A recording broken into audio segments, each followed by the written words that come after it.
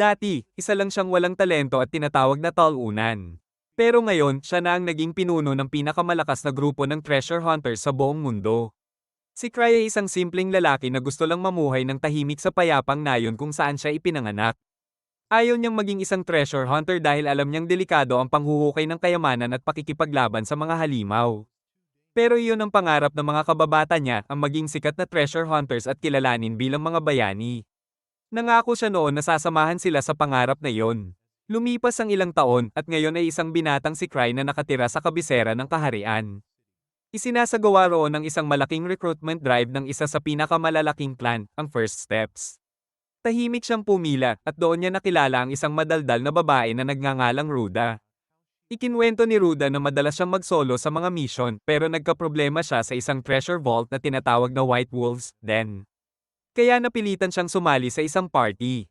Bigla namang may isang lalaki sa pila na tinawag siyang Hangal dahil iniisip daw ni Ruda na kaya niyang tapusin ang White Wolves Den kahit level 3 pa lang siya. Nag-init ang ulo ni Ruda sa sinabi ng lalaki na may peklat sa mukha, si Scarface, kaya muntik na silang mag-away. Ayaw ni Cry maipit sa gulo, kaya pinilit niyang magtago sa tabi ng pader habang dumating ang isang gwardya para awatin sila. Pagkatapos noon, nakapasok sila sa loob ng tavern. Sinabi ni Cry kay Ruda na pwede siyang magtanong kahit ano dahil marami na siyang nasalihang pagtitipon gaya nito. Tinanong ni Ruda kung sino ang pinaka-flashy na party sa clan. Sagot ni Cry, iyon ay ang party ni Art, isang gwapong blondeng playboy na may level 7 certification. Sa tulong ng 5 lang niyang kasama, nagawa nilang i-clear ang isang rank 7 treasure vault. Namangha si Ruda sa narinig at napansin niyang may bakanteng upuan sa tabi ng party ni Art. Bago pa man makasagot si Cry, dumating si Scarface at nagsabing, hindi mo ba alam? Ang upuang yan ay para sa leader ng sikat na Gavers Party, ang mismong nagtatag ng First Steps Clan. Dagdag pa ni Scarface, yun din ang dahilan kung bakit sobrang dami ng tao roon dahil si Greers ay naghahanap ng bagong miyembro sa unang pagkakataon. Bigla namang may isang galit na lalaking pulang buhok na sumigaw sa gitna ng tavern, galit na galit sa mga organizer. Nasaan ang Gavers Party? Nandito ako para sa kanila. Sigaw niya. Lumapit ang isang babaeng nagngangalang Tino para disiplinahin ng pulang buhok pero kahit paawatin sila ng gwardya, pareho silang ayaw magpatalo. Excited ang mga hunters sa loob dahil mukhang may laban na magaganap. Sinabihan ni Cry si Ruda na lumabas muna sila bago pa sila madamay. Habang nagiinit na si Tino para sa laban, bigla siyang nakaramdam ng pamilyar na presensya. Huminto siya at nagsimulang magmasid sa paligid. Paglingon niya, napansin niya si Cry. Agad niyang nilapitan ito. Tuluyang binaliwala ang pulang buhok na kalaban niya. Ilang sandali pa, bigla niyang tinalon si Cry at pinatulog ito sa lupa. Ngunit ang dating malamig at seryosong Tino ay biglang nagbago ng ugali mula sa pagiging mabagsik, naging masunurin at malambing. Tawag pa niya kay Cry ay Master. Master, gaano ka nakatagal nandito? Tanong niya, tila sabik at masayang muli siyang makita. Pagkarating ng blondeng lalaki na si Art, agad niyang sinabi kay Cry na huli ito. Hanggat hindi dumarating ang pinuno ng clan at ang leader ng Greers, hindi pa sila pwedeng magsimula. Lahat ay napatigil sa gulat nang malaman nilang ang kaawa-awang lalaking nakahandusay sa lupa ay siya palang pinuno ng isang kinatatakutang clan. Si Cry naman ay gusto na lang lumunin ng lupa sa sobrang hiya. Nagsimula ang kwento niya 5 taon na ang nakalipas noong binuo niya ang River Party kasama ang mga kababata niya para tuparin ang kanilang pangarap. Pumunta sila sa mga beginner vaults at mabilis nila itong nilinis. Pero ang totoo, mga kaibigan lang niya ang gumagawa ng lahat, si Cry ay kadalasang walang alam at laging nagiging mahina. Akala lang ng mga kaibigan niya na ginagampanan niya ang papel ng Pain para maakit ang mga halimaw. Si Cry lang ang walang tunay na kakayahan. At alam niyang magiging pabigat lang siya sa grupo kaya nagpasya siyang umalis para sa ikabubuti nila. Nang ipatawag niya ang mga kaibigan para sabihin na magbibitiw na siya, hindi siya pinansin, parang kung paano ka binabalewala ng crush mo, at sinabi pa nilang dahil wala silang leader, siya na lang ang mamuno. Nabigla si Cry na imbes na matanggal siya, ay napapromote pa bilang leader. Wala siyang magawa, at kalaunan, ang grupong iyon ang naging pinakamalakas sa buong mundo. Balik sa kasalukuyan. Nakaupo si Cry kasama sina Art at Tino na parehong nag-aagawan ng atensyon niya. Sabi ni Art, siguro raw sinadya ni Cry na mahuli para makihalo sa mga aplikante at masuri sila nang hindi niya ipinapakita ang tunay niyang pagkakakilanlan. Gusto sana ni Cry ipaliwanag na hindi totoo yun, na late lang talaga siya kasi natulog siya ng matagal pero hindi na niya nasabi. Tinanong ni Art kung may nakita ba siyang karapat-dapat na isama sa kanilang party. Napatingin si Cry sa pulang buhok na batang pasaway kanina at tinanong ito kung ano ang pangalan niya. Sabi ng binata, Hill. Pakiramdam ni Cry kung sasonayin ni Ark ang batang ito, baka lumabas ang tunay nitong potensyal. Alam niyang wala siyang talento sa pagpili ng tao, kaya ipinasa niya na lang ang desisyon sa Diyos ng plot armor at napagpasyahan niyang si Hill ang pipiliin niya, pero may kondisyon. Ayon kay Cry, ang pinakamahalagang katangian ng isang hunter ay lakas at determinasyong hindi sumuko. Kaya susubukin daw niya ang lahat kung karapat-dapat silang sumali sa kanilang clan. Matapos doon, buong tapang niyang idineklara na mula nang maging hunter siya, hindi pa siya natalo kahit minsan, kahit na sa totoo lang, wala pa siyang naranasang totoong laban. Tinanggal ni Cry ang isa sa mga singsing niya at sinabi, sino mang makakuha nito ay makakakuha ng aking rekomendasyon para makasali sa party ni Ark. Inihagis niya ang singsing sa gitna ng mga tao. Mabilis na tumakbo si Hill para agawin ito. Pero si Tino ay agad kumilos at sinipa siya ng malakas gamit ang kanyang makakapal na hita, dahilan para lumipad si Hill at mapunta ang singsing sa sahig. Umalag ang tavern na magsitakbuhan ng lahat ng hunter para habulin ang singsing na parang mga baliw. Idineklara ni Cry na ang singsing ay isang treasure item din, kaya sino man ang makakuha nito ay kanila na iyon.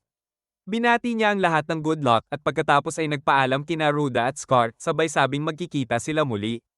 Kinabukasan, habang nagpapahinga si Cry sa opisina, nagrereklamo ang sekretarya niyang si Eva tungkol sa kaguluhang nangyari kahapon.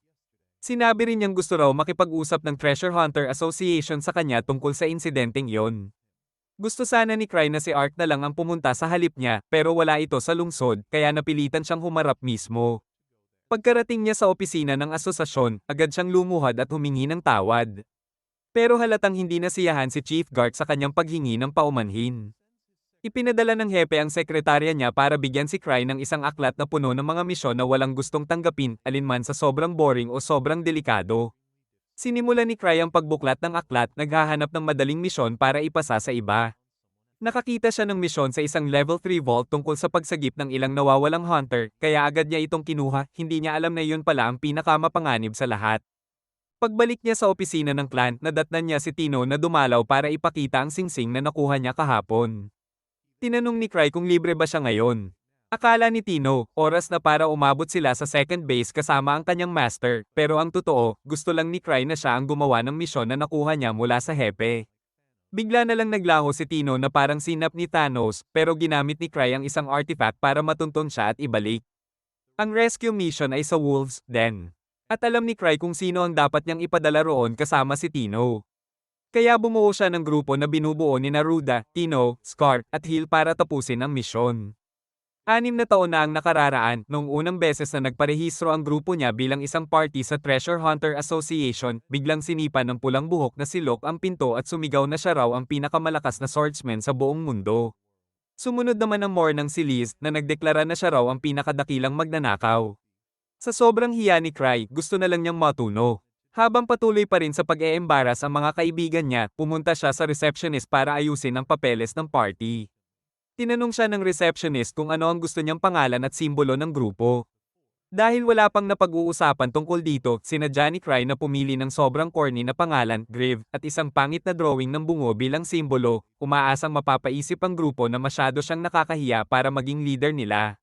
Lahat ay agad umalma, sinasabing pangit ang pangalan at simbolo. Pero sagot ni Cry, hindi ako mamamutibang maging treasure hunter kung iba ang pangalan ng party. Bigla silang natahimik at sa halip, sinabi ng mga kaibigan niya na magaling daw pala siyang magpangalan at masyado lang silang mabagal makarealize dahil hindi sila kasing talino niya. Wala nang nagawa si Cry at doon nabuo ang Griever Party. Balik sa kasalukuyan, nakatayo si Cry sa harap ng 3 treasure hunter na tila hindi pa rin makapaniwala na siya ang pinuno ng Greers. Nagdududa sila kung siya nga ba ang level 8 hunter na kilala sa bansag na Thousand Tricks. Tumayo si Tino at mariing sinabi na dapat lumuhad ang lahat sa harap ni Master Cry. Sinubukan siyang pigilan ni Cry at sinabing huwag takutin ang mga ito, pero diretsahang sinabi ni Hill na mukhang mahina siya para maging totoo ang reputasyon niya. Hindi na pinansin ni Cry at tinanong kung handa bang tumulong ang lahat kay Tino sa pag-explore ng level 3 vault. Tumanggi si Hill na tumanggap ng utos mula kay Cry, kaya pinagsabihan siya ni Scar na magpakita ng respeto sa isang level 8 hunter. Dahil wala nang ibang paraan, napagpasyahan ni Cry na tanggalin si Hill sa grupo. Pero bago siya makaalis, hinamon siya ni Hill sa isang laban at nangako itong magiging alagad niya kapag natalo. Tinanggap ni Cry ang hamon, pero sinabi niyang hindi siya mismo ang lalaban. Sa halip, si Tino, ang leader ng team at kinatawan niya, ang makikipaglaban. Nagkasundo sila at pumunta sa training hall. Sinabi ni Hill kay Cry na kapag natalo niya ang babae, siya naman ang susunod niyang hahamunin. Ngunit ipinaliwanag ni Cry na pareho lang silang level 4 hunters ni Tino. Agad namang ibinaba ni Tino ang mga sandata niya at sinabing hindi niya kailangan ng mga iyon, kaya ibinato rin ni Hill ang kanyang espada bilang tugon.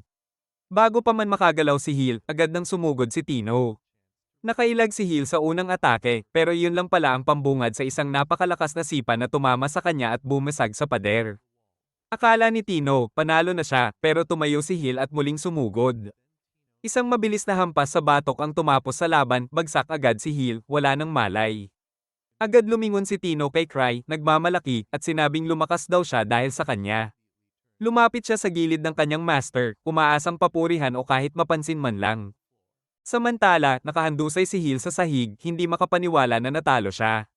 Naalala niya kung paanong siya ang pinakamalakas sa kanilang lugar noong bata pa, at kung paanong pinangarap niyang maging pinakamatinding swordsman sa buong mundo.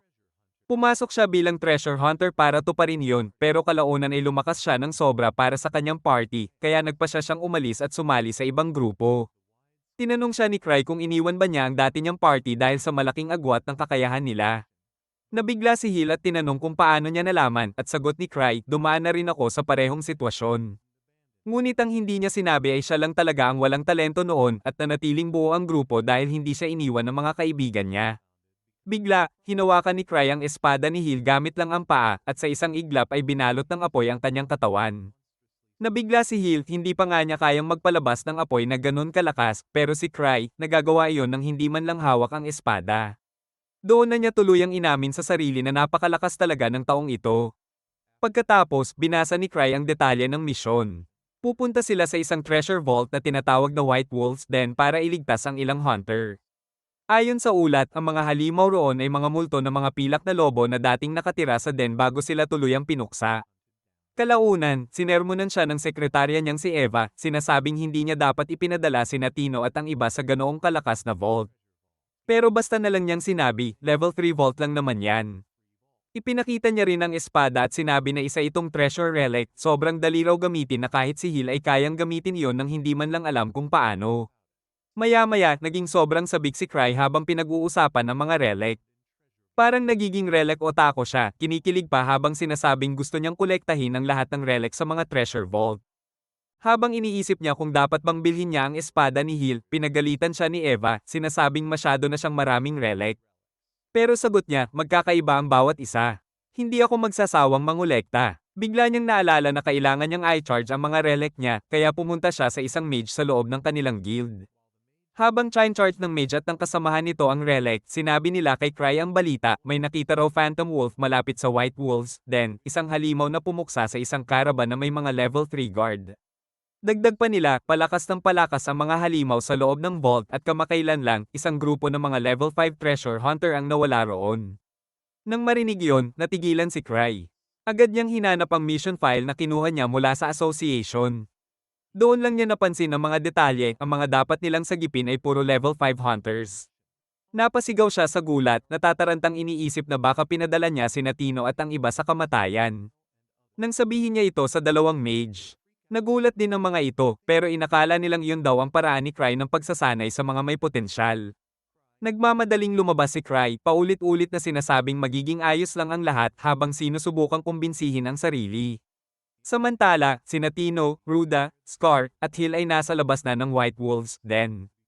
Habang papalapit sila, unti-unting bumibigat ang hangin at nagsisimula ng maramdaman ang nakakakilabot na presensya ng mga kaluluwang naglalagi sa loob.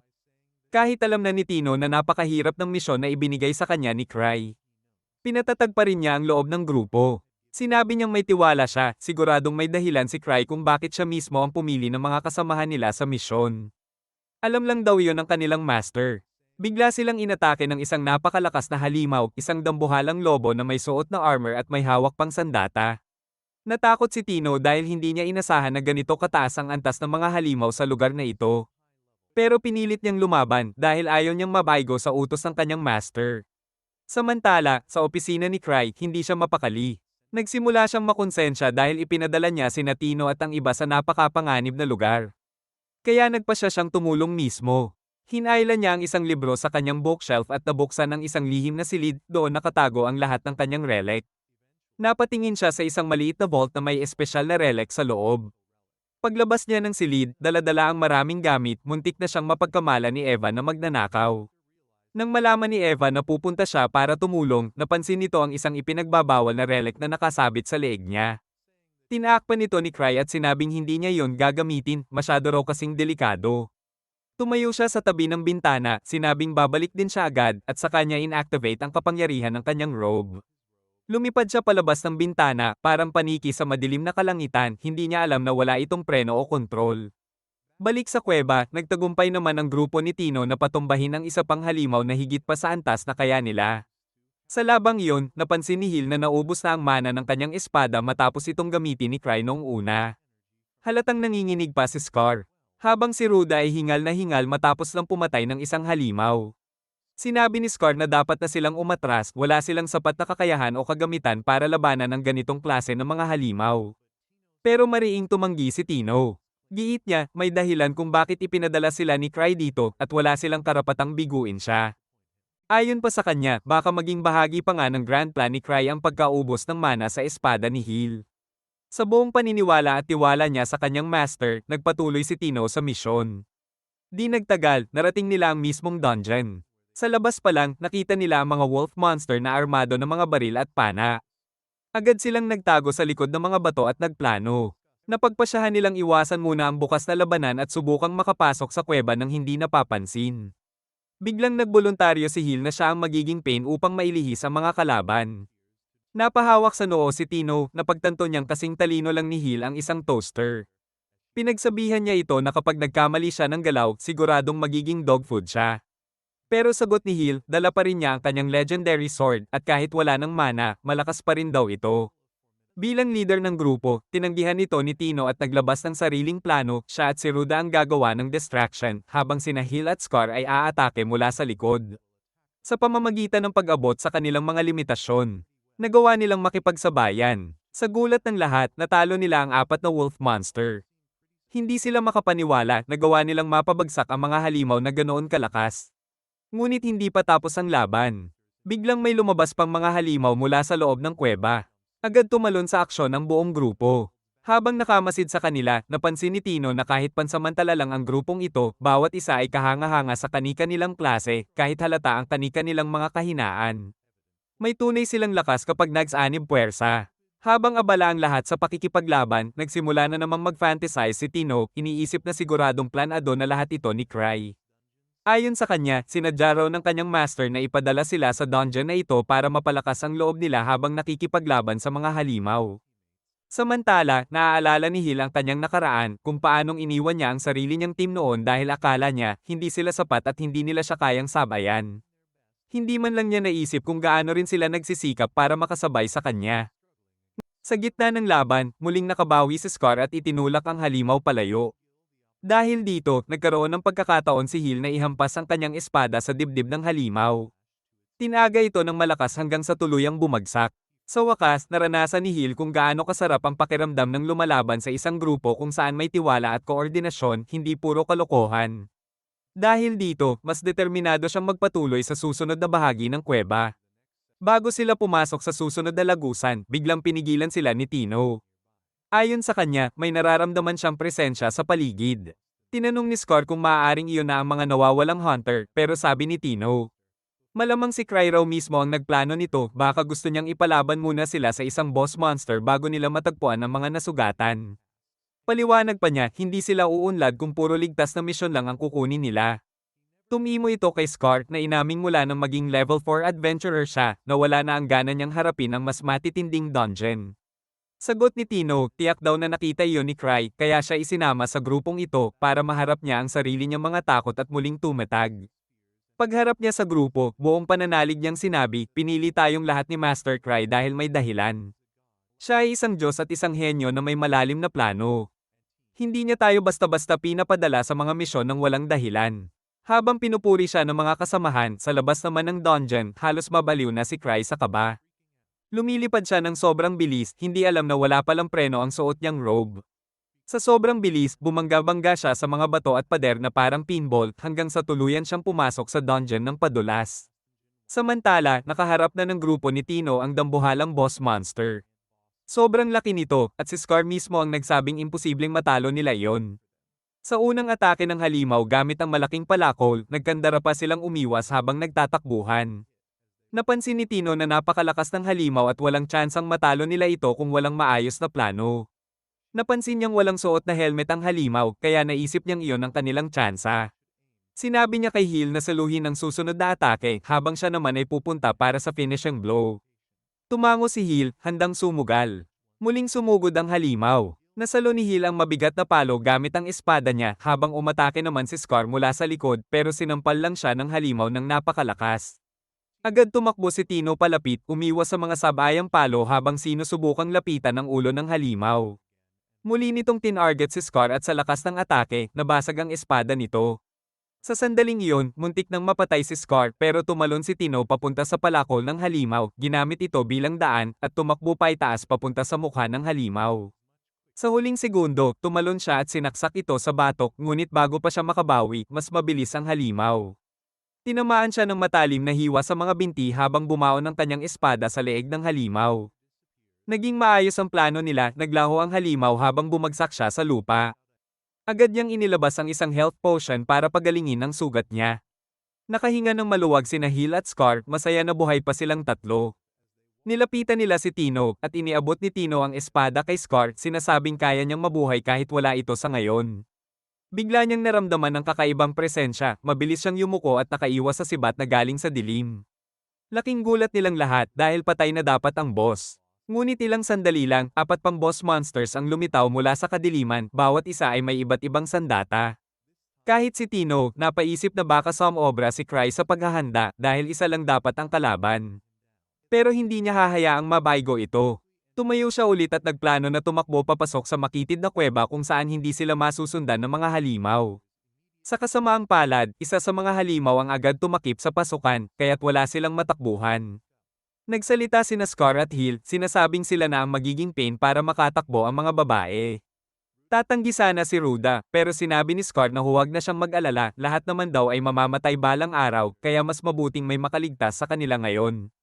Ngunit hindi papayag si Tino na may magsakripisyo. Naisip niya kung ano kaya ang gagawin ni Cry sa ganitong sitwasyon. Bigla niyang naalala ang magic ring na ibinigay nito sa kanya. Sinabi niyang tulungan siya ng grupo, kaya sabay-sabay silang umatake sa halimaw, sunod-sunod, walang patid. Ginamit ni Tino ang singsing na kayang magpalabas ng magic bullet, nilagyan ng enerhiya, at pinasabog diretso sa mga mata ng halimaw. Nagwala ito sa sakit, kaya't sinamantala ni Hill ang pagkakataon para sa huling atake. Pero nasampal siya ng halimaw at tumilapon. Nang susugurin na sana ni Tino para tulungan siya, dumagsa na ang lahat ng halimaw sa kanila. Akala nila tapos na ang lahat pero biglang sumulpot si Cry sa kuweba at pinasabog ang halimaw papunta sa pader. Nagulat si Tino na naroon siya habang napansin naman ni Scar na tila natatakot ang mga halimaw sa kanya. Sinubukang umatake ng isa sa mga halimaw pero salamat sa mga protective relics ni Cry, hindi siya tinablan. Agad siyang gumanti gamit ang magic rings at muling pinabagsak sa pader ang halimaw.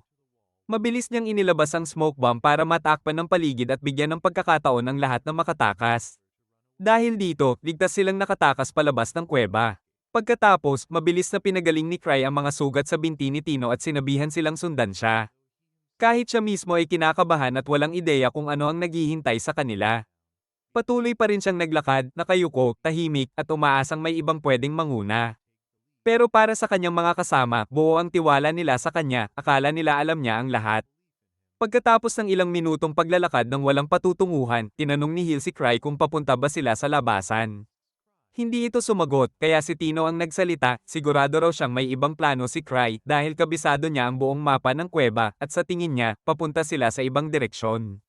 Tahimik lang si Cry, nag-iisip sa loob-loob niya kung galit ba si Tino sa kanya dahil pinapunta niya sila rito at parang sinasadya niyang huwag tumulong. Pero pinili niyang magpatuloy sa paglalakad. Bigla namang tumigil ang lahat ng miyembro ng grupo at tinanong siya kung paano niya nalaman na kailangan nilang pumunta rito. Masiglang sinabi ni Tino na alam ni Cry ang lahat kaya sabay-sabay silang tumakbo papasok sa kuweba. Doon nila natagpuan ang nasugatang party na nawala sa vault. Nagulat si Cry na makita sila roon. Dahil sigurado siyang aksidente lang na nadaanan niya ang lugar na iyon. Nagpasalamat ang leader ng sugatang grupo, si Rod, sa kanila sa tulong. Pero agad namang sinabi ni Tino na si Cry ang dapat pasalamatan dahil siya ang nagdala sa kanila roon. Kagad namang itinanggi ni Cry, sinasabing tsamba lang iyon, pero syempre, inakala ng grupo niya na mapagkumbaba lang siya. Ibinigay ni Ruda ang mga natitirang gamot niya, ngunit kulang pa rin, mahina pa rin ang sugatang grupo dahil matagal na silang hindi kumakain. Mabuti na lang naalala ni Cry na may dala siyang infinite chocolate bag relic, kaya binigyan niya ang lahat ng tsokolate. Habang kumakain, kinausap ni Scar si Rod, sinasabing hindi niya inasahan na kahit isang level 5 party ay mahihirapan sa kuwebang ito. Sumang-ayon si Hill, sinasabing malalakas nga ang mga wolf monsters pero hindi sapat para talunin ang buong grupo ng ganoong antas. Nagulat si Rod at ipinaliwanag na hindi mga lobo ang umatake sa kanila, isang total Sigma Phantom daw ang lumitaw mag-isa at winasak silang lahat. Ayon sa kanya, napakalakas ng halimaw na iyon, marahil kaya nitong kontrolin pati ang mga wolf bosses, at baka mas malakas pa kaysa sa Sword Saint mismo. Nanlaki ang mga mata ng lahat. Sa buong Imperial Capital, alam ng lahat na ang Sword Saint ang pinakamalakas na espada sa buong mundo. Samantala, tahimik lang si Cry habang ngumunguya ng sneakers. Dahil alam niyang ang Sword Saint ay walang iba kundi ang kababata niyang si Locke. Hindi siya naniniwalang kasing lakas ng chismis ang Phantom, sigurado siyang matagal nang napatay ni Locke ang halimaw kung ganoon ito kalakas. Pero alam din ni Cry na mas malakas ito kaysa sa kaya niyang harapin, kaya napaisip siyang sana hinintay na lang niya si Pretty Boy Art na kumuha ng misyong ito. Nilinggan siya ng lahat, umaasang may susunod na plano siya. Pero umiwas lang si Cry ng tingin, nahihiya dahil wala siyang ideya kung ano ang dapat gawin. Sa huli, nakaisip siya ng paraan para makakuha ng oras, niloko niya ang grupo at sinabi kay Tino na siya na ang leader ng party at tungkulin niyang mamuno sa kanila. Hindi sigurado si Tino, pero sinabi ni Cry na magandang pagsasanay ito para sa kanya at sa galing niyang mangumbinsi, na paniwala niya ito. Tuwa-tuwa si Tino na pinagkakatiwalaan siya ni Cry at nangakong hindi siya mabibigo. Nagpatuloy sila sa paglalakad sa laberinto ng mga kuweba hanggang sa wakas ay nakita nila ang labasan sa malayo. Ngunit imbes na makaramdam ng ginhawa, lalo silang kinabahan, takot na baka biglang lumabas ang Phantom.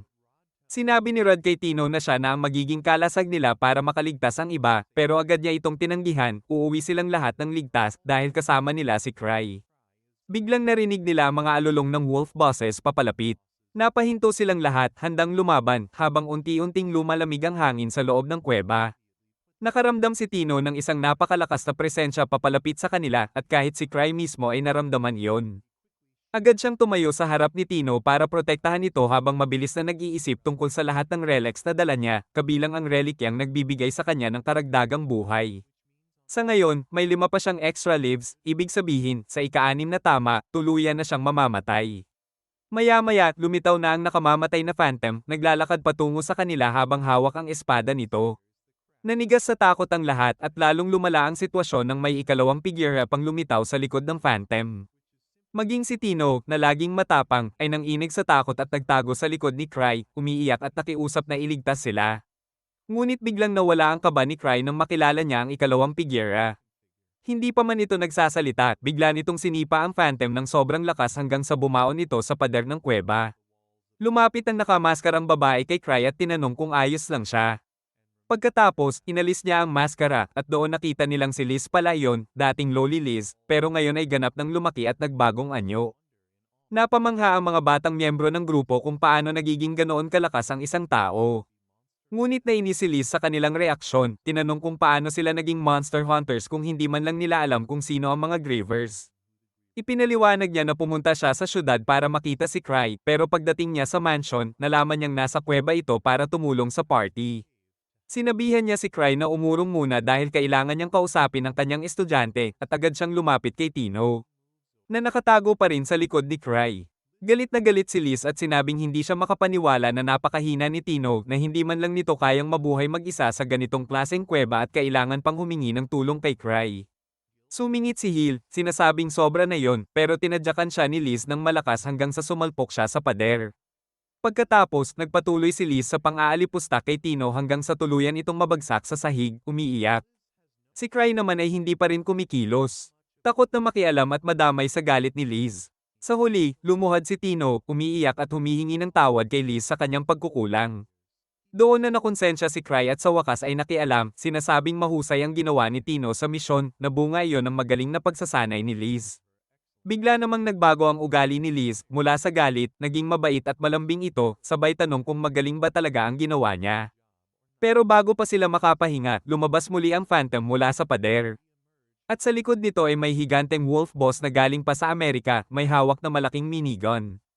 Nainis si Liz, kaya muli niyang sinuot ang maskara. Nang magsimula ng mamaril ang lobo, gumalaw siya ng sobrang bilis, tila huminto ang oras at nasalo niya ang lahat ng bala. Pagkatapos, tumalon siya at tinapos ang halimaw sa isang sipa sa ulo. Paglingon niya, nakita niyang handa ng umatake ang Phantom. Hinawakan niya ng kamay lang ang espada nito, inihagis ito pataas at pagkatapos ay binagsakan ng suntok hanggang sa mabasag ang lupa. Habang umiiyak si Tino, nakaramdam ng awa si Cry, pero alam niyang hindi siya dapat makialam, ayaw niyang maranasan ang naranasan ng Phantom, na literal na pinugutan ni Liz ng ulo gamit ang kamao niya. Pagkatapos ng labang iyon, huminga ng malalim si Liz, medyo kumalma, at niyakap si Cry. Sabay sabing na miss daw niya ito. Matapos ang laban, ligtas na nakatakas ang grupo. Kinabukasan, bumalik si Hill sa training ground at iniabot kay Tino ang kanyang magic sword, sinasabing ipasa ito kay Cry. Paliwanag niya, magsisimula raw siyang muli mula sa simula dahil gusto niyang maging kasing lakas ni Liz balang araw. Pero halatang hindi ganoon ka-optimistiko ang ibang miyembro ng grupo sa ideyang iyon. Samantala, iniisip ni Tino ang tungkol sa mga kakaibang maskara na suot ng mga Gravers.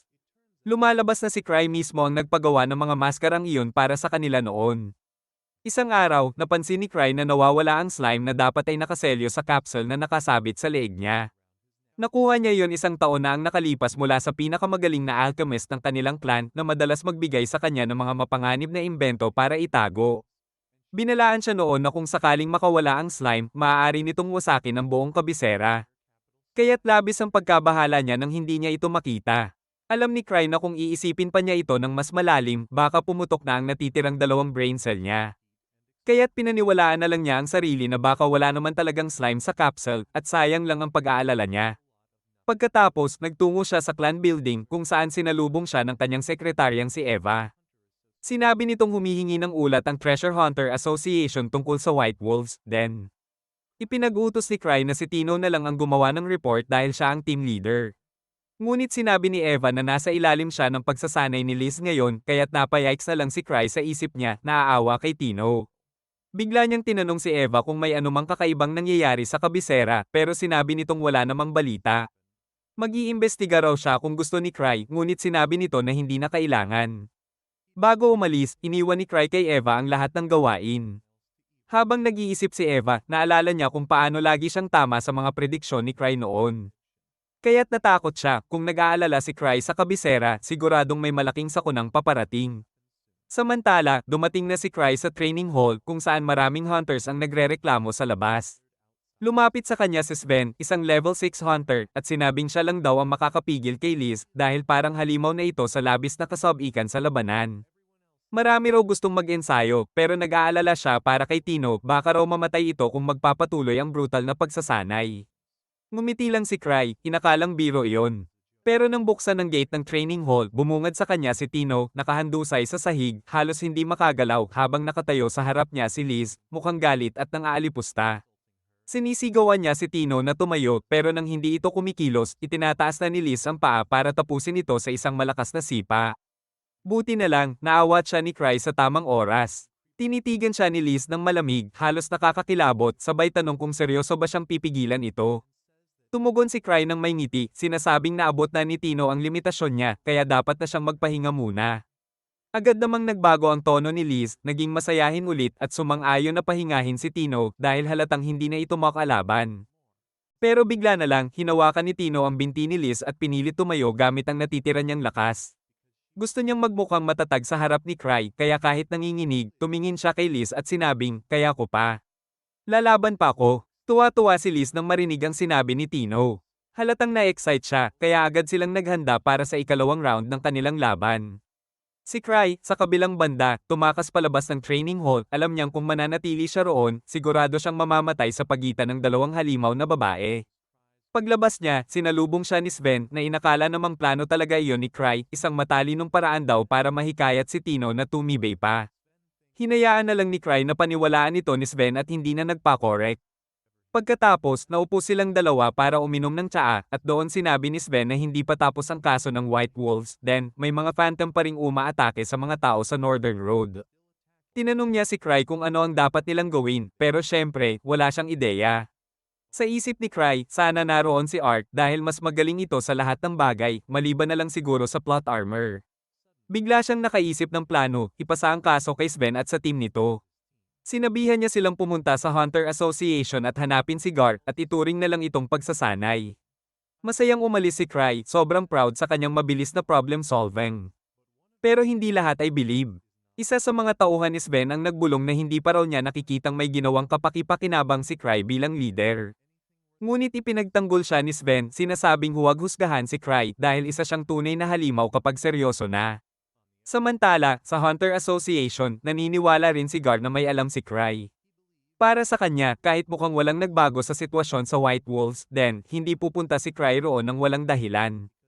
Malayo sa kanila, sa isang lihim na laboratorio sa ilalim ng lupa, isang matandang salamangkero ang nag-iisip tungkol sa pagkakasangkot ni si Cry sa kanilang mga plano. Miyembro siya ng Akashic Tower, isang lihim na organisasyon na nag-eeksperimento sa paglikha ng artificial treasure vaults gamit ang enerhiya ng mundo. Siya ang utak sa likod ng proyekto, kabilang na ang pagkakaroon ng mga mutated phantom sa White Wolves, then. Ngunit hindi niya inasahan na isang high-level hunter tulad ni Cry ang makakatuklas ng operasyon nila. Itinuring niya itong banta, kaya't nagpasya siyang lisanin ang lugar at magtago muna, lalo na't wala roon ang kanilang head of security. Samantala, si Cry ay nagkaroon ng bangungot tungkol sa isang higanteng itim na slime na sinusunog ang buong lungsod. Nagising siyang basang-basa sa pawis dahil parang totoo ang init, pero pagmulat niya, si Liz pala ang dahilan dahil pumapasok ito sa kama niya tulad ng dati. Hindi na siya nagulat, sanay na siya rito at wala nang epekto sa kanya ang mga ganitong eksena. Tinanong siya ni Liz kung libre ba siya ngayon dahil may day off siya sa trabaho at training at gusto niyang samantalahin ang pagkakataon para mag-date sila. Si Cry, na ayaw magtrabaho, ay sumang-ayon na lang agad, mas madali iyon kaysa makipagtalo. Habang papunta sila sa clan building, laking gulat nila nang makita si Gar na dumating mismo doon dahil lagi siyang iniiwasan ni Cry. Sinabi ni Gar na kailangan nilang mag-usap pero sumabat si Liz, sinabing ayusin na lang ni Gar ang sarili niyang problema at huwag umasa kay Cry. Nagpantang ang tenga ni Gar, galit na sinabing may iniwan si Liz na high priority mission na hindi pa natatapos. Pero sinagot lang ito ni Liz nang, tumigil ka nga, Baldy. Huwag mong sirain ang date namin. Nagpalitan sila ng mga insulto, at sa isip ni Cry, para siyang nanunood ng roast battle ni Ainan at Gordon Ramsay. Ngunit biglang naging totoong labanan ng pagtatalo. Habang nagsisimula ng magka-physical fight sina Liz at Gar, tinawag ni Cry ang assistant ni Gar pataas para makipag-usap ng maayos habang nagpapatayan ng dalawa sa ibaba. Binasa niya ang ulat tungkol sa White Wolves, then, at kalmado niyang sinabi sa assistant, wala naman akong napansing kakaiba nang nandoon ako. Sabi niya na may iba pa siyang pinuproblema pero bigla niyang napagtanto na nakapagsalita siya ng isang bagay na hindi niya dapat banggitin. Tinanong siya ng assistant na ipaliwanag iyon pero naging misteryoso siya at nagkunwaring walang alam. Sinabi niyang hindi pa siya pwedeng magsalita tungkol dito ngayon pero ang kanyang clan ay makikipagtulungan sa association. Dagdag pa niya, mas mabuting si Art na lang ang kausapin ng assistant tungkol sa bagay na ito mula ngayon dahil makakatulong daw ito sa kanya. Samantala, sa ibaba, tuloy pa rin ang labanan ni Liz at Gar. Wasak na ang reception area dahil sa kanilang sagupaan. Sa kabila ng magkapantay nilang lakas, mas nakakaangat si Liz dahil sa kanyang bilis at liksi. Niloloko pa niya si Gar, sinasabing tumatanda na ito at siguradong naririnig na ang mga pop ng kanyang mga kasukasuan sa bawat galaw niya. Dahil sa pang-aasar na iyon, nagalit ng husto si Gar at ginamit ang buong lakas niya, pero magaling si Liz sa pag-iwas at tuloy-tuloy siyang nakakapagdulot ng pressure. Biglang bumaba si Cry at sinabihan silang dalawa na itigil na ang laban. Si Gar ay ayaw pa ring umatras. Pero si Liz agad na tumakbo papunta kay Cry at kumapit sa kanya, sabay sabi na ituloy na lang nila ang date nila. Sa huli, naghiwa-hiwalay ang lahat at nagpatuloy sina Cry at Liz sa kanilang lakad. Habang naglalakad, tinanong ni Cry si Liz tungkol sa level 8 treasure vault na kakagaling lang niya. Sabi ni Liz, sobrang saya raw doon at napakahusay ng mga halimaw na nakalaban niya, pero kalaunan ay nainip siya kaya bumalik na lang para makita si Cry. Napaisip si Cry tungkol sa nawawalang slime at kung totoo bang maaari nitong banta ang lungsod. Napansin ni Liz na parang malungkot siya, kaya tinanong kung bakit. Sagot ni Cry, anong gagawin mo kung masira ang buong bansa? Walang alinlangan na tugon ni Liz, tatakas ako papunta sa isang tropical island at magbabakasyon ng matagal. Nagulat si Cry sa sobrang positibo at walang pakialam na pananaw ni Liz at naisip niyang baka dapat matuto rin siya ng ganoong pag-iisip. Bigla namang iniabot ni Liz ang bag niya kay Cry at tumakbo papunta sa isang lalaki sa kalye, sabay sinugod ito. Natarante si Cry at tinanong siya kung anong ginagawa niya. Sabi ni Liz, sinusundan daw sila ng lalaki. Sagot ni Cry, masyado lang daw siyang paranoid at pinapabayaan niyang makaalis ang lalaki. Ninervyos naman ng lalaki nang makita si Cry. Saka mabilis na tumakbo palayo. Dahil doon, naniwala si Liz na may plano talaga si Cry at parte ito ng kanyang acting. Pinuri pa niya ang galing ni Cry sa pagpapanggap at tinanong kung bakit niya pinalaya ang lalaki, sabay tanong kung ano raw ang susunod nilang hakbang. Pero si Cry, ni hindi alam kung ano ang sinasabi niya. Kinabukasan, pumunta sina Cry at Liz sa pinakamapanganib na bahagi ng lungsod.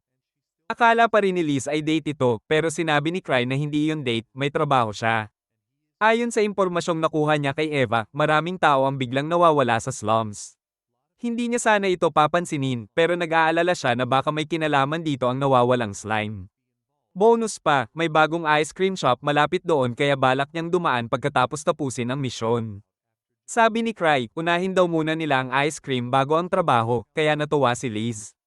Pero nang dumating sila sa shop, halatang hindi masaya ang may-ari, siya pala ang lalaking sinugod ni Liz nung nakaraan na pinalaya ni Cry. Takot na takot siya, iniisip na baka sinadya ni Cry na palayain siya noon para hulihin siya ngayon. Hindi rin maintindihan ni Cry kung paano niya nalaman na ang ice cream shop na iyon ay isa lang palang kunwaring tindahan, isang harapan lang para sa isa sa mga research base ng Akashic Tower. Plano na sana niyang ipasara agad ang shop pero biglang bumukas ang pinto at may isang babaeng pulang buhok na pumasok, si Sofia. Nakahinga ng maluwag ang peking may-ari dahil si Sofia pala ang namumuno sa lahat ng usaping may kinalaman sa depensa ng kanilang organisasyon. Sa labas ng gate, nainip na si Liz at gustong pasabugin ang pinto, pero pinigilan siya ni Cry, sinasabing baka sarado lang talaga ang shop ngayong araw. Medyo napilitan si Liz na sumunod, at bumalik na lang silang dalawa sa kanilang clan, malaking ginhawa para sa takas na shopkeeper. Pagbalik sa opisina, tinanong ni Cry si Liz kung alam niya kung kailan babalik si Alchemist C3 mula sa Level 8 Treasure Vault. Sabi ni Liz, baka matagalan pa yon at umaasa na lang si Cry na makabalik si C3 bago tuluyang masira ng kanyang slime ang buong lungsod. Pagkatapos, dumating si Eva sa opisina at ibinalita kay Cry na bumuo na ng team ang Hunter Association para imbestigahan ang White Wolves, then. Mukhang seryoso sila ngayon dahil pati isang relic expert ay ipinadala nila para tingnan kung may madidiskubre pang bago. Naisip ni Cry na malaki nga ang bagay na ito pero hindi siya apektado dahil hindi naman siya kasali sa misyon. Samantala, nakarating na ang peking may-ari ng ice cream shop sa punong tanggapan ng Akashic Tower. Agad niyang sinabi sa lahat na natuklasan siya ni Cry. Nanginginig siya sa takot habang sinasabi na nabisto ni Cry ang kanilang perpektong pagtatago, pero hindi man lang ito gumawa ng kahit anong aksyon laban sa kanya. Hindi niya maisip kung ano ang tumatakbo sa isip ni Cry, at pati ang iba sa grupo ay walang ideya kung anong dapat gawin. Lahat sila ay napatingin kay Sofia para humingi ng payo. Seryoso siyang tumayo at sinabi na dapat nilang harapin si Cry at ang kanyang plan ng harapan. Nagulat ang lahat pero tiniyak ni Sofia na may tsansa silang manalo. Kahit nasa level 8 ang kalaban, tiwala siya na ang seguridad na kanyang itinayo ay kayang lumaban sa clan ni Cry. Pinayagan naman siya ng matandang Mahikiro na gawin ang gusto niya dahil hindi raw sila pwedeng tumakbo palayo sa laban magpakailanman. Kinabukasan, punong-puno ng mga adventurer ang gusali ng First Steps clan. Pagpasok ni Tino, napanganga siya sa dami ng tao at agad nagtanong sa isang lalaki kung anong nangyayari. Sabi nito, nagtipon sila roon para imbestigahan ang White Wolves, then. Para kay Tino, sobrang owa naman ito. Pero ipinaliwanag ng lalaki na balak daw sanang ipadala ni Cry si Art doon. Lalong nagulat si Tino, ang pagpapadala kay Art, isang level 7 hunter, sa isang level 3 treasure vault ay sobrang hindi pangkaraniwan. Ibig sabihin, mas malalim at delikado ang sitwasyon kaysa sa inaakala ng lahat. Kaya nagpa siya ang association at ang kanilang clan na magtipon ng malaking bilang ng mga treasure hunter bilang paghahanda. Maya-maya, dumating din sina Cry at Eva. Napatingin si Cry sa napakaraming tao at nagtanong, lahat ba sila nandito, para sa isang party? Sinabi ni Eva kay Cry na pupunta silang lahat para imbestigahan ang White Wolves, then. Ipinaliwanag niya na dahil si Cry mismo ang nag-request kay Art na asikasuhin ang misyon. Nag-assemble siya ng grupo na magsisilbing kapalit ni Art. Nabigla si Cry, binanggit lang naman niya si Ark dahil kilala ito bilang perpektong tao na palaging gumagawa ng trabaho ng maayos. Hindi niya akalaing sineseryoso iyon ni Eva. Ngayon, napaisip si Cry dahil sobrang laki ng gastusin kung ganitong car-aming tao ang ipapadala. Kaya iminungkahi niyang bawasan ng kalahati ang bilang ng mga mangangaso. Nagkagulo agad ang mga hunter nang marinig yun, akala nila tiyak na kamatayan na ang misyon. Pinakalma naman sila ni Eva, sinasabing siguradong may mahalagang sasabihin si Cry. Pero sa totoo lang, wala naman talaga siyang alam na sabihin. Piliting ipinaliwanag ni Cry na hindi naman daw kasing delikado ng inaakala nila ang misyon, pero ayaw pa ring maniwala ng mga hunter. Kaya tinanong niya si Eva tungkol sa kabayaran para sa kanila. At nalaman niyang naglabas ng karagdagang pondo si Chief Guard para matiyak na maayos ang magiging bayad sa lahat. Nang marinig iyon, bahagyang nakahinga si Cry ng maluwag. Kaya sinabi niya sa mga hunter na gawin na lang nila ang gusto nila at natuwa naman ang grupo dahil sabay-sabay silang pupunta sa vault. Biglang dumating si Liz, sabay sigaw, tinawag silang mga duwag na mahihina at walang tapang na harapin ang mga hamon para maging mas malakas.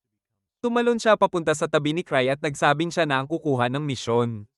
At si Tino lang daw ang gusto niyang isama. Agad tumanggi si Cry. Hindi niya gustong ipagsapalaran ang buhay ni Tino at ayaw rin niyang bumaba ang moral ng ibang miyembro. Kaya sinabi niya na lahat ng naroon ay sasama sa misyon. Sinabihan siya ni Eva na siya ang mamumuno sa grupo. Napatigil si Cry sa gulat pero natuwa ang lahat dahil iniisip nilang ligtas na sila kung ang kanilang clan master mismo ang kasama. Naiipit si Cry at hindi niya basta masabing hindi siya sasama, kaya sinabi na lang niya na susunod siya mamaya. Sa ngayon, si Sven, na nasa White Wolves, den na, ang mamumuno sa operasyon. Bago umalis ang grupo, pinaalalahanan pa ni Cry ang isa sa mga hunter na mag-ingat kung sakaling may mga slime monster sa loob ng vault. Habang papunta na ang mga treasure hunter, hindi nila alam na ang White Wolves, den ay isa palang lihim na base ng Akashic Tower. Doon, nagkakagulo rin ang mga tauhan ni Sofia, akala nila ay sinadya ni Cry na ipadala ang mga hunter para lusubin sila. Habang nagdedebate sila kung ano ang gagawin, sinabi ni Sofia na ito na ang tamang pagkakataon para salakayin ng mga hunter habang hindi pa sila handa. Ipinagyabang ni Sofia na ang depensa niyang itinayo ay dinisenyo para labanan ng pinakamalalakas na hunter at tanging ang Griever Party lang na pinagsama-sama ang kayang talunin iyon. Ngunit sa ngayon, tanging sina Cry, Liz, at ang alchemist na si C3 lamang ang nasa paligid ng kabisera. May plano na siyang pabagsakin sina Cry at Liz, ngunit si C3 lang ang wala pa siyang siguradong estratehiya laban. Gayunpaman, halata na may personal siyang galit kay C3. Ipinahayag niyang siya mismo ang dudurog dito. Ibinunyag ni Sofia na natuklasan ni C3 ang teorya ng kanilang master tungkol sa paglikha ng mga bagong treasure vaults at sinusubukan na rin itong gumawa ng sarili. Ayon kay Sofia, hindi nila pwedeng hayaan yon. Kaya humingi siya ng pahintulot sa matandang salamangkero na gamitin ang buong lakas ng kanilang organisasyon upang pigilan si C3 sa anumang paraan. Pinayagan siya ng matandang salamangkero at itinalaga bilang commander ng buong puwersa nila para sa nalalapit na labanan. Pero halatang hindi natuwa ang pangalawa sa pwesto niya sa desisyong iyon. Samantala, sa ibabaw ng base, wala namang napapansin na kakaiba sina Sven at ang grupo niya, pero naniniwala pa rin siyang may espesyal na dahilan kung bakit sila ipinadala ni Cry doon. Bigla siyang nakatanggap ng tawag at agad inutusan ng kasamahan niyang patunugin ang emergency whistle upang bala ng ibang treasure hunter. Paglabas nila, sinabi ni Sven sa lahat ang mensahe ni Cry, mag-ingat daw sa mga slime monster kung sakaling may lumabas sa vault. Naiinis ang mga hunter dahil hindi nila matanggap na pinamumunuan sila ng isang taong ni hindi man lang nagpunta sa mismong lugar. Sinubukan silang kalmayan ni Sven, sinabing dapat nilang pagkatiwalaan ang hatol ni Cry. Kwinento pa niya na minsan, inimbitahan sila ni Cry sa isang simpleng flower viewing party at sinabihan silang magdala ng armas. Pagkatos pa lang ni Cry, biglang lumitaw sa likuran niya ang isang bagong treasure vault. Noon nila naunawaan na nakita na ni Cry ang mangyayari bago pa man ito maganap. Nabigla ang mga hunter sa kwento at muling pinaalalahanan ni Sven na mas mahalaga pa kaysa sa anumang impormasyon ng mga babala at tagubili ni Cry. Sa opisina naman ni Cry, abala si Liz sa pangungulit, humihingi siya ng misyon dahil gusto niyang ipakita kay Cry ang galing niya sa pakikipaglaban. Naiinis na si Cry sa pagiging makulit nito at napaisip kung hanggang kailan pa niya kailangang tiisin si Liz bago matapos ng mga hunter ang misyon sa White Wolves, then at pwede na siyang lumitaw doon sa huling sandali para lang magmukhang contributor. Biglang dumating si Alchemist C3, dala ang balita na narito siya para tulungan si Cry harapin ang isang napakalakas at tusong organisasyong maaaring maging banta sa buong mundo, ang Akashic Tower. Agad na pinaalis ni Cry sina Liz at Tino sa opisina at pinakinggan ang detalye mula kay C3 tungkol sa grupo. Samantala, sa kabilang panig ng lungsod, nagsuot na ng battle armor si Gar, determinado pa ring patunayan na hindi pa tapos ang mga araw ng kanyang karangalan. Sinubukan siyang pigilan ng kanyang assistant. Dahil siguradong masasaktan lang ito at mababali ang likod sa edad niya. Pero biglang dumating si C3 upang ibahagi rin sa kanya ang mahahalagang impormasyon tungkol sa tunay nilang kalaban. Balik sa opisina ni Cry, napaisip siya tungkol kay C3. Sa kanilang grupo ng mga kaibigan, siya lang ang hindi gaanong malakas sa labanan. Alam ni C3 noon pa na hindi siya para sa harap ng digmaan, kaya hinanap niya ang ibang paraan para makatulong sa mga kaibigan niya. Noon, si Cry mismo ang nagbigay sa kanya ng ideya, maging isang alchemist. At doon nagsimula ang daan ni C3 patungo sa pagiging pinakadakilang alchemist sa kanilang mundo. Ibinahagi ni C3 kay Cry na ang slime na ginawa niya ay may kakayahang mabilis umangkop sa kapaligiran at patuloy na mag-evolve. Pero ito ay isang hindi matatag na prototype, isang failed experiment. Gayunman, tiniyak niya na hindi kailanman tutugisin ng slime si Cry o siya mismo. Nanlumo si Cry sa pag-isip na delikado pa rin ang buong lungsod kahit sila ay ligtas. Sinabi niya kay C3 na hindi niya alam kung paano at kailan nawala ang slime, kaya inakala ni C3 na baka aksidenteng nakatakas ito mula sa kapsula at dumaan sa drainage system. Medyo gaman ang loob ni Cry dahil buo ang tiwala ni C3 sa kanya. Pagkatapos ay sinabi ni C3 na may isa pa siyang kailangang pag-usapan, isang bagay na maaaring mas mapanganib pa kaysa sa nawawalang slime. Sa White Wolves, then, nalaman ni Sven mula sa mga reinforcement na hindi pa rin sasama si Cry sa kanila sa ngayon at hindi rin pinayagan si Liz na sumama. Medyo nakahinga siya ng maluwag dahil alam niyang malaking gulo lang ang idudulot ni Liz kung naroon ito. Pagkatapos, nagpa siya si Sven na bigyan ng pep talk ang lahat ng treasure hunter bago magsimula ang aksyon. Tinanong niya sila kung handa na ba silang lumaban sa mga slime. Tumawa lang ang karamihan at nagsabi na kahit mga bata kaya nang talunin ang mga slime. Kaya wala raw dapat ipag-alala. Alam na ni Sven na ganito ang magiging reaksyon nila, kaya napamura siya kay Cry sa isip dahil wala man lang itong binigay na mas kapaki-pakinabang na impormasyon. Bigla namang may isang pangit at mayabang na hunter na nagsabing papasok na siya sa vault dahil para lang daw sa mahihinang tao ang pagplano ng mga estratehiya. Tinawanan siya ng mga kasama, at sinabi ni Sven na mauna na lang siyang maging unang biktima ng mga halimaw para may matutunan ng lahat mula sa pagkamatay niya. Tinawag naman siya ng hunter ng mga duwag habang papasok sa loob ng vault. Pagkatapos, isang babaeng may pulang buhok ang mahiyain na nagtaas ng kamay at nagtanong. Kamukhang kamukha niya si Sofia, ang pinuno ng depensa ng Akashic Tower, pero ipinakilala niya ang sarili bilang isang alchemist mula sa clan ni Cry. Ayon sa kanya, nakatrabaho raw niya si C3 sa pananaliksik tungkol sa mga slime. Inilabas pa niya ang isang bote ng gamot at sinabing kayang patayin nito ang kahit anong klase ng slime, gaano man ito kalakas. Pagkatapos noon, muli niyang hinikayat ang mga treasure hunter. Si Sven naman ay muling nagbigay ng lakas ng loob sa grupo, sabi niya, maghangad kayo ng karangalan, pero siguraduhing uuwi pa rin kayong buhay. Nagsimula ang investigasyon, at nang lumalim na ang araw, tanging mga wolf phantom lang ang nakita nila, mga halimaw na bahagyang mas malakas kaysa sa karaniwan. Nagsimulang magduda si Sven kung nagkamali si Cry sa pagkakataong ito, pero naisip niyang mabuti na rin kung ganoon nga. Habang nag-iikot naman si Ago, ang pangit na hunter kanina, nagrereklamo siya na kung hindi lang daw takot ang lahat sa mga slime, tapos na sana ang misyon. Umihi muna siya sa gubat at patuloy na minumura si Cry dahil puro utos lang daw ito pero hindi man lang nagpapakita sa lugar ng labanan. Bigla siyang nakarinig ng kakaibang tunog. Nang sinundan niya ito, nagulat siya nang makakita ng dalawang lalaki at isang dambuhalang asong nakatali ng kadena. Mga tao pala ito mula sa Akashic Tower, at naroon sila para ipasok ang Hulksnut sa loob ng halimaw para maging sobrang lakas nito at makapatay ng maraming hunter, ayon mismo sa plano ni Sofia.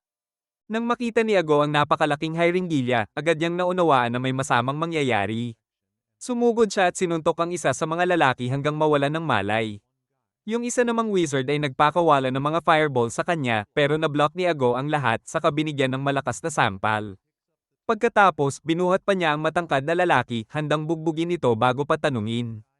Habang pinapalo niya ito, tinanong ng lalaki kung ipinadala ba siya ni Cry, pero sagot ni Ago.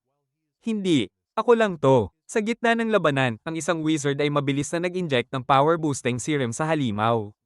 Bigla itong nagsimulang matuno ang balat pero kasabay niyon, naging mas nakakatakot at mas malakas pa ito. Ipinahayag ng dalawang lalaki na ang halimaw na ito ay hahanap ng pinakamalakas na pinagmumulan ng mana sa paligid at i-absorb iyon para mas lalo pang lumakas. Agad niyang sinipsip ng halimaw ang mana ng dalawang wizard at sa gulat, pinautog ni Ago ang warning whistle para balaan ang lahat. Nang marinig ni Sven ang tunog, sumigaw siya ng utos, maghanda na. Laban agad. Agad nagtipon ng mga treasure hunter sa labas ng kagubatan, armado at handang-handa sa paparating na laban. Makalipas ang ilang sandali, tumakbo pabalik si Ago, duguan, sugatan, at nawawala ang isang braso. Sa hirap ng paghinga, nasabi lang niya, tama si Cry, may napakalakas na slime monster sa kagubatan. Pagkasabi niya noon, lumabas mula sa kakahuyan ng halimaw, ang dating wolf phantom na ngayon ay tuluyang naging isang slime dahil sa tinurok na melting serum. Agad pa niya ni Sven ang halimaw, tinarget ang mga paa nito para mapigil ang paggalaw, pero walang epekto. Sunod-sunod namang nagpakawala ng mga fire at ice spell ang mga magician, ngunit ni kaunting pinsala ay walang naidulot sa wolf slime. Habang nagkakagulo, lumapit si Sven at ang healer kay Ago para kamustahin siya. Nanghihina na ito habang sinasabi na nakita niyang may dalawang misteryosong lalaki na nagturok ng kung anong kemikal sa wolf phantom na naging sanhi ng pagbabagong anyo nito sa slime na halimaw na nakikita nila ngayon. Mula sa gitna ng pag-atake ng mahika, lumabas ang wolf slime na parang walang nangyari, walang gasgas. Napilitan si Sven na subukan ng pisikal na paraan, mabilis niyang pinaulanan ng mga palaso ang slime, kalahating dosina agad, pero wala ring epekto. Nagulat siya, hindi tinatabla ng mahika. At hindi rin tinatabla ng pisikal na atake. Kahit ganoon, tinawag niya ang mga hunter at sinabing lalaban sila hanggat kaya nila. Nagsimulang umatake ang wolf slime, kaya sumigaw si Sven, layo-layo lang. Iwasan niyo ang mga galaw nito, mabagal yan. Habang lumalaban ang grupo, nilapitan ni Sven si Nat Sofia, ang babaeng may pulang buhok na nagpakilalang alchemist ng kanilang clan. Hiningi niya ang anti-slime chemical na ipinakita nito kanina. Sabi ni Sofia, kapag nadikitan ng gamot ang slime. Kusang sasabog ito. Kinuha ni Sven ang gamot at sinabing siya na ang bahala. Tumakbo siya palayo, hinahatak ang atensyon ng halimaw. Nang tumalo ng wolf slime papunta sa kanya, mabilis niyang itinanim ang bote sa lupa at lumundag sa gilid. Bumagsak ang slime sa lugar kung saan nakabaon ang vial, nabali ito, at nang madikitan ng kemikal ang halimaw, sumabog ito sa loob ng katawan nito. Nag-akala ang lahat na tapos na ang laban, pero imbes na mamatay, kinain ng wolf slime ang mismong mga pagsabog at buhay pa rin ito. Nabigo si Sven, napasigaw, hindi pala ito totoong slime. Kung slime talaga yan, patay na dapat. Lumapit ang isang hunter na nakasuot ng armor at nagsabing, sabi ni Cry, slime-like creature lang, hindi mismong slime. Napamura si Sven at sinabing kasalanan ni Cry at ng buong River Party kung bakit sila napasubo. Bigla namang dumating si C3, ang dakilang alchemist, dala ang kanyang mga kagamitan. Napag-alaman ni Sven na pinilit pala ni C3 si Cry na siya ang italagang mamuno sa operasyon sa White Wolves, then. Ipinaliwanag ni C3 na kaya hindi tinatabla ng kahit anong atake ang wolf slime ay dahil sobrang siksik ng mana nito na nagsisilbing natural na barrier. Nakatawag pansin sa kanya ang halimaw, hindi pa raw siya nakakita ng ganitong nilalang kailanman. Pero sa isang tingin pa lang, agad niyang naunawaan kung paano natunaw ang wolf phantom at naging slime. Kalma niyang nilapitan ng halimaw habang mahinahong umiiwas sa mga atake nito. Napansin niyang hinahabol ng halimaw ang mga may pinakamaraming mana sa paligid, paraan nito para maibalik sa normal ang katawan. Napangiti si C3, iniisip na isa lamang itong nabigong eksperimento ng kung sino, at sinabi niyang bibigyan na lang niya ito ng awaing kamatayan. Inihagis niya ang isang bote ng espesyal na kemikal papunta sa ulo ng halimaw, at sumigaw kay Sven, tamaan mo yan ngayon. Agad niyang panyana ang bote, eksaktong tumama sa ulo ng wolf slime. Ipinaliwanag ni C3 na ang nilalaman nito ay antimametal. Isang sangkap na kayang sirain ang depensa ng kahit anong nilalang. Habang bumagsak ang halimaw na nanginginig pa sa epekto ng kemikal, biglang dumating si Garth, nakasuot ng kanyang buong battle armor. Napatingin si Sven, halos hindi makapaniwala sa itsura nito, at nasabi niya sa sarili, hindi ako handa makita si Garth, ganito kaseryoso. C3 ipinaliwanag na kanina pa siya humingi ng sakay kay Garth dahil, di tulad ng ate niyang si Liz, hindi niya kayang tumakbo ng ganon kalayo. Pero kahit ganon, hindi pa rin nasagot ang mga tanong ni Sven. Kaya sinabi ni C3 na may ideya siya kung ano ang nangyari at kung sino ang may pakanan nito. Dinala niya ang grupo sa isang kampo at doon niya ipinaliwanag ang tungkol sa Cossack Tower at sa pinuno nito, si Master Magus. Agad namang nagsalita ang mga lalaking mukhang opisyal, sinasabing matagal nang ipinagbawal si Magus sa Imperial Capital. Pero tinanong sila ni C3 kung naniniwala ba talaga silang may silbi ang mga pagbabawal na iyon. Ipinahayag niya na ang kampong ito ang base ng Akashic Tower, hindi si Sofia. Sinabi ni Not Sofia na maaaring maraming mahalagang kagamitan sa lugar at kinumpirma iyon ni C3. Ayon sa kanya, para hindi madiskubre ng iba ang pananaliksik ng Akashic Tower, naghahanda na silang makipagdigma. Buo ang loob ni C3 na pigilan sila at tapusin ang mga ilegal at mapanganib nilang eksperimento. Dahil dito, hiniling niyang sumama sa kanya ang lahat. Idinagdag pa niyang hindi siya si Cry pero gagawin niya ang lahat ng makakaya niya. Habang naghahanda ang lahat sa labanan, napansin ng assistant ni Zen na matapang si C3. Sinabihan siya ni Zen na huwag maliitin ang dalagang iyon dahil ginagamit ni C3 ang pagiging mahina niya para makahanap ng paraan para manalo. Sa ganung paraan, isa rin siyang halimaw tulad ng ibang Greers. Samantala, si Liz ay nakasampas sa kondonga ni Cry habang paulit-ulit na sinasabing tulungan nito si C3 dahil siya raw ang pinakamahina. Pero mariing tumanggi si Cry na sundin ang mga pakiusap at tampo ni Liz. Sa loob naman ng White Wolves, sa taguan ng Akashic Tower, binabasa ng mga opisyal ang manual na iniwan ni Sofia. Nakasaad doon na dapat nilang pakawalan ng mga bihag na phantoms isa-isa. Ngunit hindi ito sinang-ayunan ng mga lalaki. Dahil mas magiging madali raw para sa mga hunter na talunin sila. Kahit binigyan ni Master Magus ng buong kapangyarihan si Sofia, naniwala silang walang alam ang isang babae tungkol sa digmaan. Dahil dito, sinuwi nila ang utos at pinakawalan ng sabay-sabay ang lahat ng phantoms. Sa labas ng kuweba, iniinteroga naman ni C3 at ng mga adventurer ang dalawang miyembro ng Akashic Tower na nahuli nila. Nangako si C3 na palalayain sila kung sasabihin nila kung nasaan si Master Magus. Pero parehong handang mamatay ang dalawa para sa kanilang pinuno. Lumabas na bitag lang pala yon, gusto lang ni C3 kumpirmahin na si Magus nga ang utak sa likod ng lahat. Sinabi ni C3 sa mga bilanggo na may dalawang opsyon sila, ang madali o ang mas gusto niyang paraan. Nang tumanggi pa rin silang magsalita, inilabas ni C3 ang isang truth serum. Ngunit agad siyang pinigilan ng mga opisyal ng gobyerno. Sinasabing labag sa batas ang paggamit ng anumang bagay na maaaring manipulahin ang isipan ng iba. Tinuligsa ni C3 ang kanilang pangangatwiran, tinanong kung mas mahalaga pa ba sa kanila ang batas kaysa sa paghuli kay Magus. Pumabor pa si Gar kay C3, sinabing hayaan nila siyang gawin ang trabaho niya. Ngumiti si C3 at sinabing nagbibiro lang siya, hindi iyon totoong truth serum kundi isang kakaibang prutas-flavored na Gatorade. Ininom niya ito ng buo at biglang yumanig ang kampo sa isang malakas na dagandong. Lahat ay agad lumabas ng kampo at nakita nila ang isang dambuhalang wolf slime na papalapit, ngayon ay kulay pula ito at mas mabilis kaysa sa nauna. Sinabi ni C3 na kailangan nilang suriin ang mga barrier sa paligid ng halimaw para mapahina ito, at para magawa iyon, kailangan ng mga tanker na humarap sa halimaw at tiisin ang mga atake nito. Kahit nanginginig sa takot, isa sa mga tanker ang sumunod sa utos niya, ngunit sa unang hampas pa lang, agad siyang tinapon ng halimaw palayo kasama ang kanyang kalasag. Mabilis na inutos ni C3 sa mga magician na atakihin ang wolf slime mula sa iba't ibang direksyon habang pinag-aaralan niya ang sitwasyon. Napagtanto niyang may magic barrier ang halimaw na ginagawa itong immune sa mga close combat na atake. Naisip niyang paano nila ito matatalo nang biglang lumitaw ang isa pang wolf slime, ngayon naman ay kulay asul.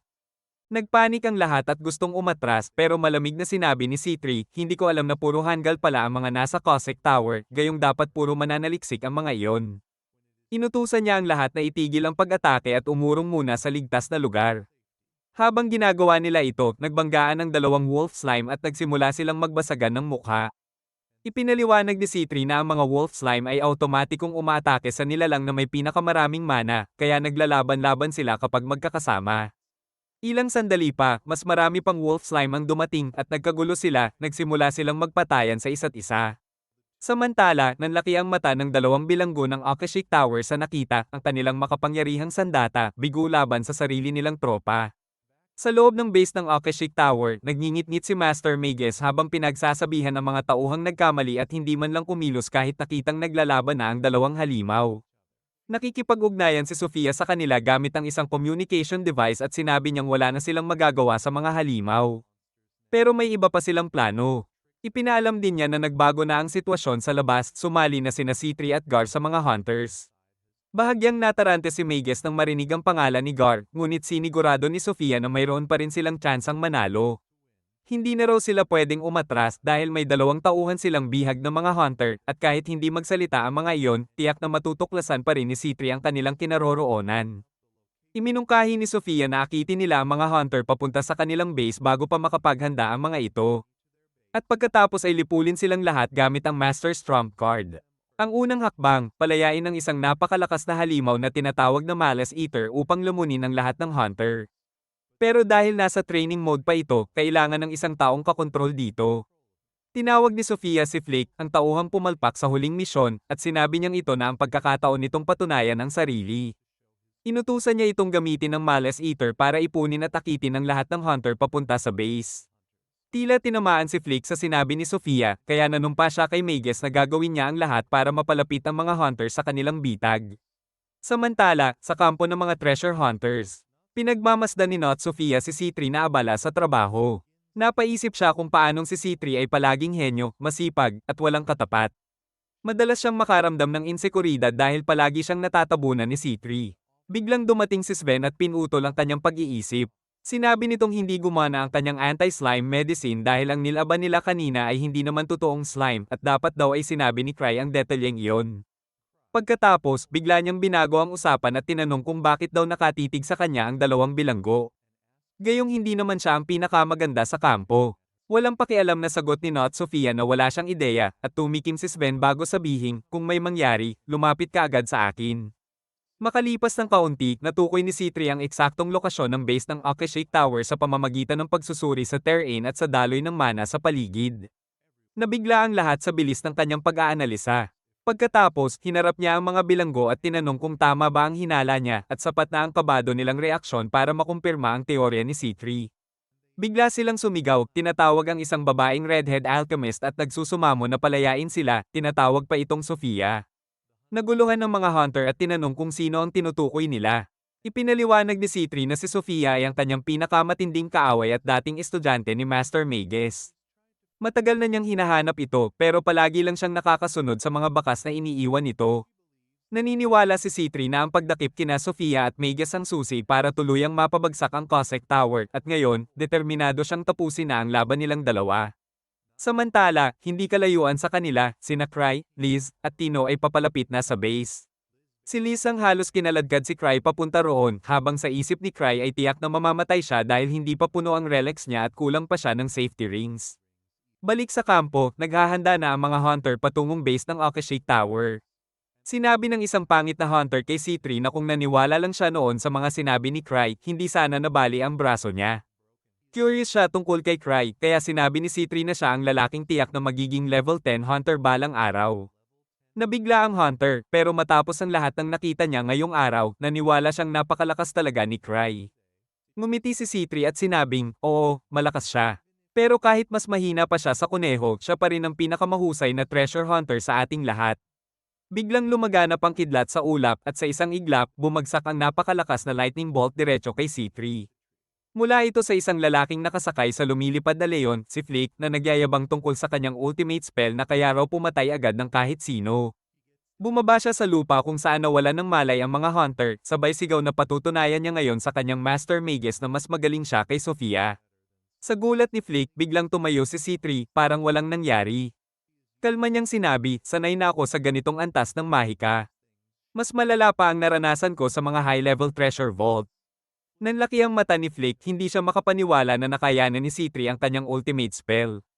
Ngumiti si C3, hinugot ang kanyang water gun, at biglang binaril si Sven, pero imbes na masaktan, bigla itong gumaling. Agad na sumugod si Sven kay Flick at pinatumba ito, pagkatapos ay inatake ang leon, ngunit madaling naitaboy siya ng halimaw.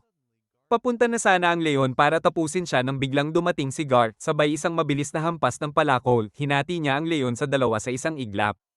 Habang pinapatay ni Gar ang halimaw, patuloy namang ginagamot ni C3 ang lahat gamit ang kanyang water gun. Sa loob ng base ng Akashic Tower, galit na galit si Master Magus nang malaman na si Flake ay isa lang sa mga halimaw ang dinala. Imbes na lahat gaya ng ipinag-utos sa kanya. Sinabihan si Master Magus ng kanyang mga tauhan na walang silbi ang ultimate attack ni Flake, hindi nito napigilan ng mga hunter, at patuloy pa rin silang papalapit sa kanilang base. Iminungkahi ng ilan na tumakas na lang si Magus habang sila ang magpapatigil sa mga kalaban, ngunit mariing tumanggi siya. Matatag niyang sinabi, may natitira pa tayong trump card, at nandyan pa si Sofia. Hanggat hindi kami parehong talo, hindi ko iiwan ang base na ito. Idinagdag pa niya na tungkulin niyang panoorin at pangalagaan ng mga laban ng kanyang mga alagad. Napaiyak ang ilan sa kanyang mga tauhan sa tapang at paninindigan ng kanilang pinuno. Mataas ang tinig ni Magus nang utusan silang lumaban hanggang sa huling sandali. Tumango ang kanyang mga tauhan at sabay-sabay na sumigaw, nangangakong mananalo sila para sa kanilang master. Samantala, sina C3, Gar, at Sven ay natagpuan na ang pasukan ng base ng Akashic Tower. Agad namang nag-alinlangan si Sven at sinabing hindi sila dapat pumasok ng hindi handa. Ngunit tumawa si Gar at sinabing, ako na ang kailangan niyong paghahanda. Tinapat niya si C3 sa balikat at idinugtong, magtiwala ka sa akin, gusto ko lang ipakita kay Liz na may apoy pa rin ako. At sa tapang ng kanilang mga puso, pumasok silang tatlo sa madilim na kuweba, handang harapin ang huling laban.